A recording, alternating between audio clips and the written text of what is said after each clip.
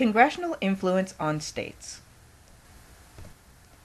Federalism works when the central and state governments work together.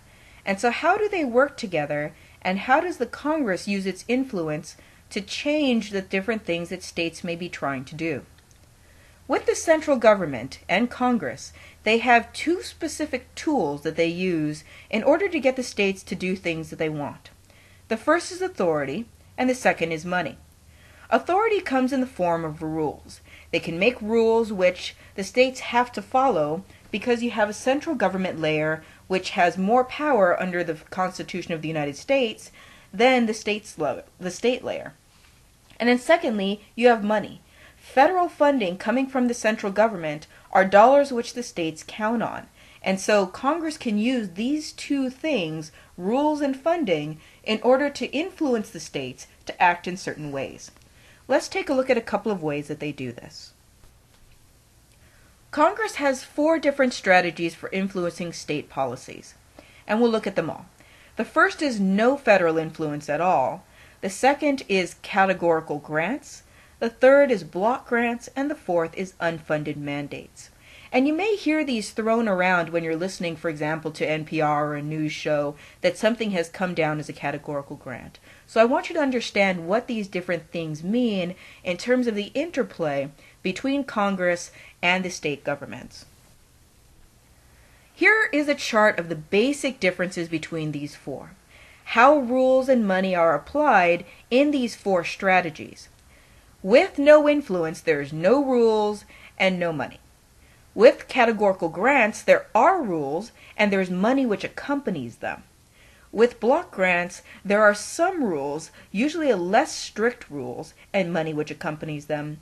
And with unfunded mandates, there are rules, but there's no money whatsoever which comes with them. So let's take a look at them individually. No influence is simple. No rules plus no funds equals no federal influence. The states will have the power in whatever this particular forum is to direct their own policy outcomes. They don't have Congress saying you have to do things a certain way, and they don't have any money enticing them to do things a certain way. And so in these particular situations, the states will do whatever they want to do and legislate as they see fit. Because of this, we're going to have 50 different solutions, one for each state, on how they want to deal with this particular forum or this particular issue. And because of this, you will get inequality between the different states as different states try out different things. Some states might feed off each other and see a model that they like in one state and copy it over, but it's not because of any type of central government influence. It's just because that's what they've chosen to adopt as a state in their own particular system. Second, we have categorical grants. Categorical grants are a really big deal because the states really need the money. As you probably heard, California and a bunch of other states always in a fiscal bind. So any money that they can get from the central layer, they're going to want to take, or at least look very closely at to decide if they want it. Categorical grants actually amount to 80% of all aid to state and local governments. So like I said, this is something that they're going to pay close attention to when it comes down from Congress. Categorical grants are when you take strict rules plus some federal money. And so the federal government directs policy outcomes by offering money in exchange for following a very specific set of detailed rules. So the first step would be the states are given detailed rules and compliance instructions. It says, here it is, this is exactly what Congress wants you to do. And then in the second step, if the states comply, if they go through all the red tape and bureaucracy, do exactly what they're supposed to do, then they're given that specific money for that specific purpose. It's not just that they're given a blank check and they say, okay, if you do participate in this particular program that we're doing, we will give you $5 million. But the money is given for a specific purpose. For example, the Head Start program. The states have very specific rules of how Head Start must be run. If they comply with those rules, then Head Start will be funded to a certain percentage by the federal government. If they do not comply, if they don't do this properly according to the strict rules, they will not get the money for Head Start. This is the same thing what happens with food stamps programs and with Medicaid programs in the states. That money is going to come down out of a categorical grant from the federal budget. And so the states are getting that money that they don't have to produce themselves through state taxes, but they've got to do things in a very specific way according to Congress's mandated rules for it. Thirdly, we have block grants. Block grants are similar in that you're going to get rules coming down from Congress accompanied by federal funds to make it happen, but they're much more loosely defined rules. So the state has a lot more flexibility in determining how this money is going to look within their state and in shaping those federal policy outcomes. So the first thing that happens is that states are given some sort of broad program requirements. For example, you must have a state board of education. You must have an educational system. It doesn't say specifically how that education system must be run, what types of parameters must be met, for example. It doesn't give extremely detailed rules on how you're going to do this. However, they say if you have an education system, state, then we will give you money to help you run that. And you can choose how you want to use those funds in that general area. So the second step, unlike with the categorical grant, where the money comes down for a very specific purpose to follow a very specific part of the regulation or of Congress's decision on how to make policy happen, you have the states being able to choose how to use the funds in the general area.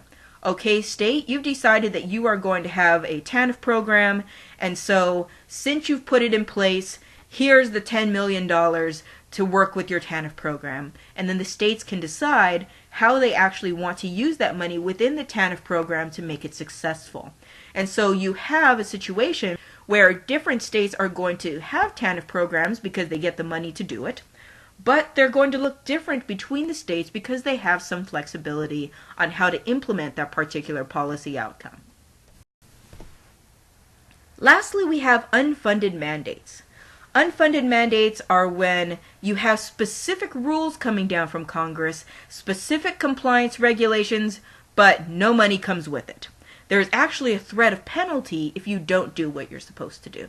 So unlike the previous two, when we were talking about categorical grants and talking about block grants, where you have a situation where money is involved and so the states have a very high incentive to participate in the program because they get a lot of money from it, this is the opposite. You get no money, but there are specific rules which are coming down. So in the first step, the states are given very detailed rules and compliance instructions, so it sounds a lot like categorical grants. But in the second step, if the states comply, they don't necessarily get any money. But if they fail to comply, they can lose a lot. They can either lose some sort of money, which doesn't have to be related to whatever this is. It can be unrelated federal funding. Or they can incur civil or criminal penalties. And so they get in trouble for doing this. And like I said, the interesting piece is that it does not have to be related, the funding, in any way. If the mandate says you have to do X, then if you don't, they can take money from anything that they want in the money that they normally give you. And so states don't like this because they're not exactly sure where that money is going to come from. For example, we had an unfunded mandate which said, states, you should raise your drinking age to 21. Now, you don't specifically have to do this. You have a choice. But if you don't choose to do this, we are going to withhold 5% of your highway funds. And the state said, well, wait a second, that doesn't have anything to do with raising the drinking age. And Congress said, too bad. That's what's going to happen. So you did have some states which raised their drinking age to 21, and you had some states which didn't raise their drinking age to 21, but they took a really big hit, and they had to make that determination. 5% of highway funds maybe doesn't sound like it's a lot, but it's a lot of change. And so they had to say, if we don't raise our drinking age to 21, what's going to happen to us? And they actually had to weigh this.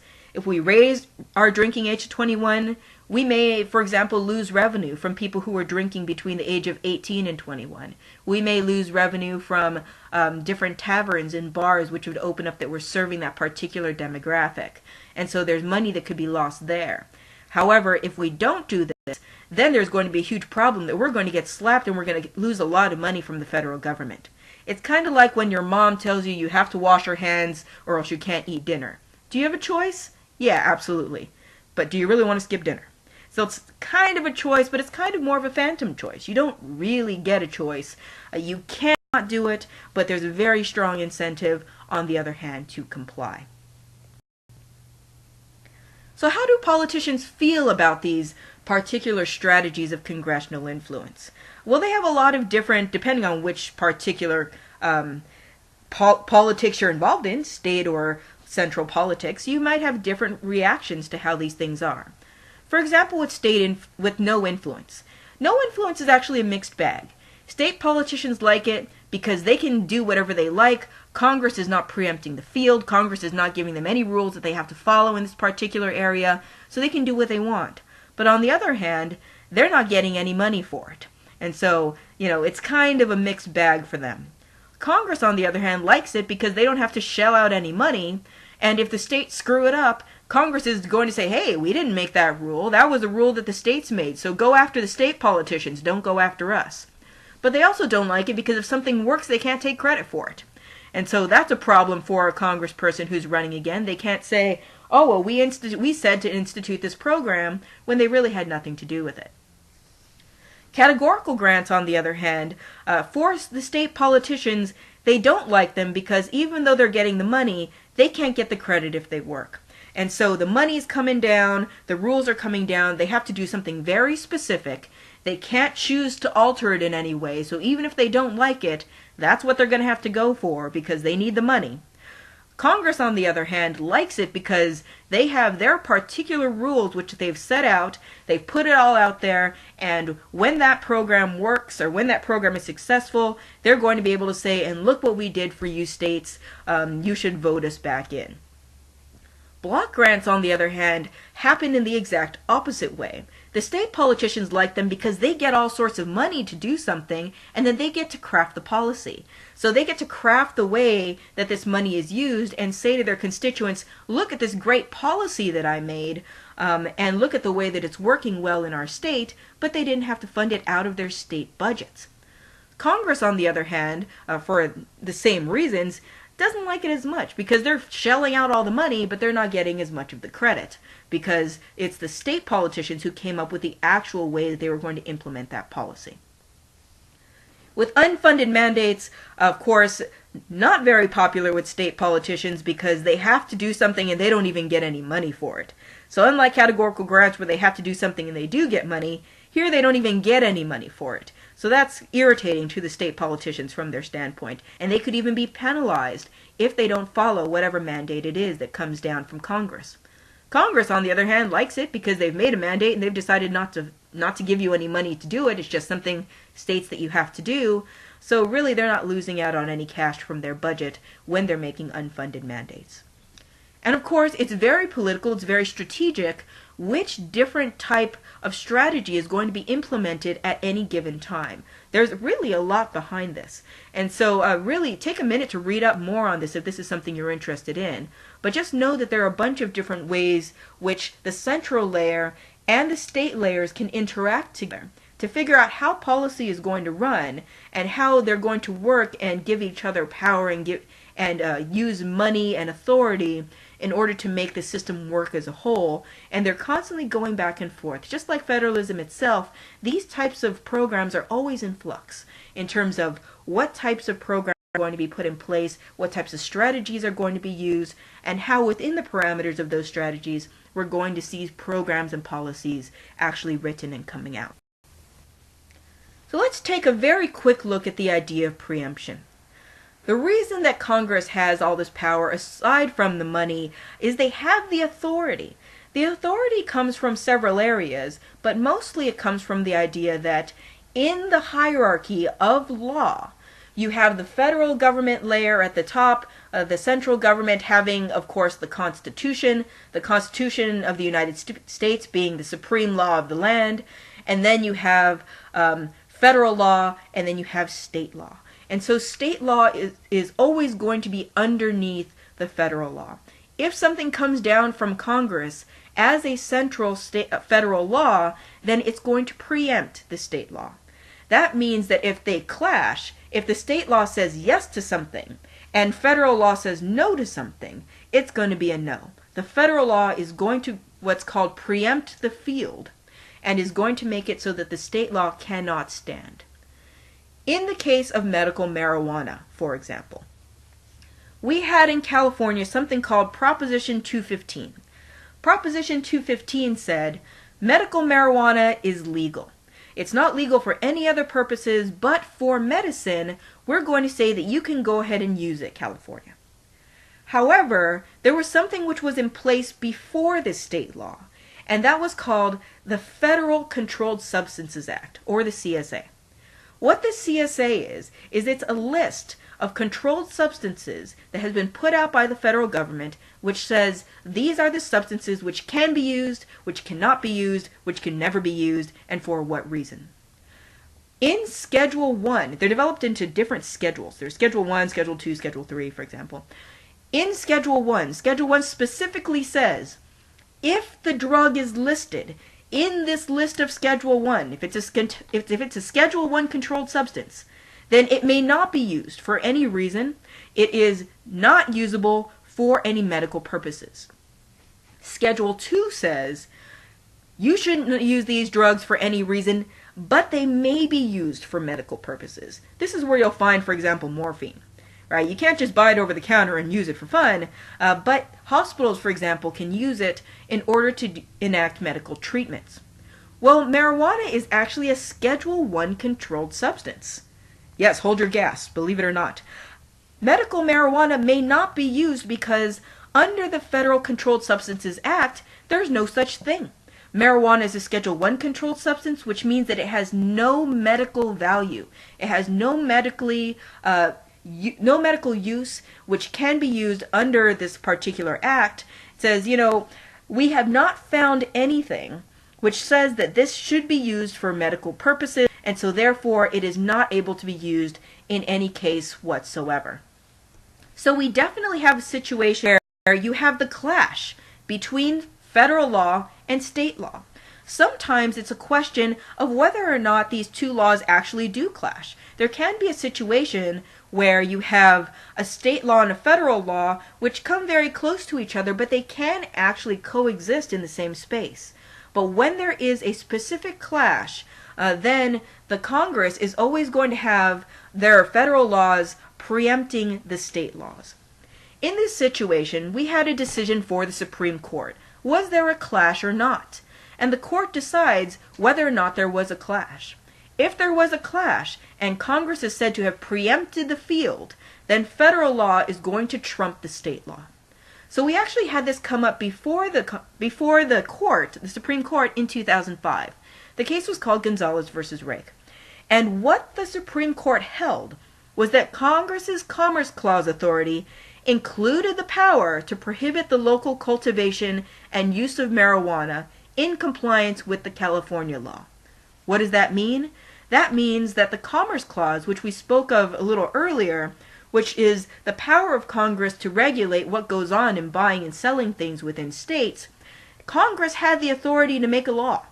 And Congress made a law which says no marijuana use.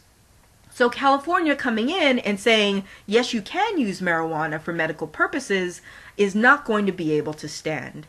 Congress may ban the use of cannabis even where the states approve it for use for medicinal purposes. So what does that mean for us? We are now stuck with two laws. We're stuck with the federal law having trumped the state law, the Supreme Court saying the state law can't stand, but California refusing still to back down. What does that mean? That means that likely when it comes to enforcement, you're going to have a situation where state officers state law enforcement officers are going to come around, and if you have your cannabis card, then they may not charge you for any wrongdoing. Because they're going to say our job is to uphold the state law, and the state law says you can do this.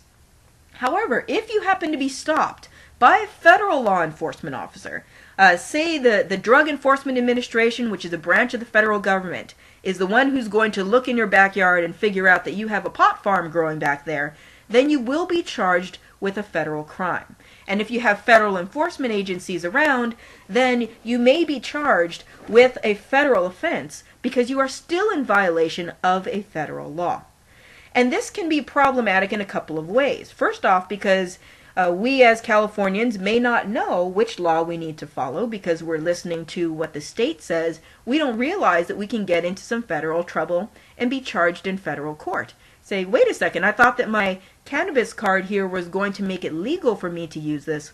And the federal law enforcement officer may say to you, I'm sorry, but under the Controlled Substances Act, there is actually no medical use for marijuana, and so therefore you are in violation of a federal law. So important to know in California. Additionally, understand that when you leave the state of California, this federal law is going to follow you wherever you go. If you happen to go to Louisiana and try to pull out a cannabis card and say that you are using marijuana for a medical purpose, I actually had a client who tried to do this, Louisiana is going to blink at you and say, what are you talking about? And then you'll find yourself in violation of both state and federal law in Louisiana. So be careful about jurisdictions. When you cross into different states, it may be applied differently, but definitely be aware that that federal law is going to apply everywhere, including in California. And so be aware of the different jurisdictions of law and of the fact that state law was actually struck down by the Supreme Court. And so theoretically, there's no good reason for the federal law federal law enforcement not to come down and say that there's anything that you can do, because they're going to say the federal has preempted the state. And so there's no use of medical marijuana, including in California.